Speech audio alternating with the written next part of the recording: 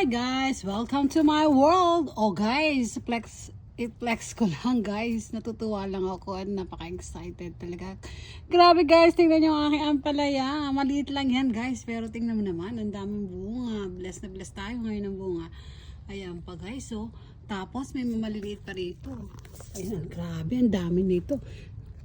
And then, ito lang yan guys, so tingnan nyo ha.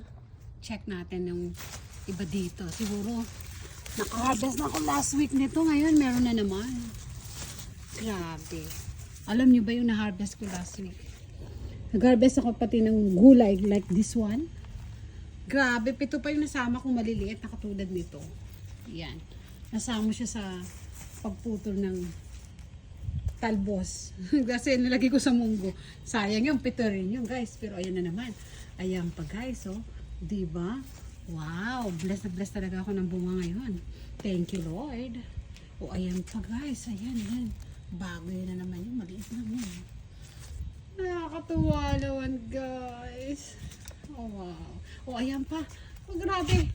Ito pa guys. Oh, wow. Marami na naman ako ma-harvest. Maybe next week pwede na ito.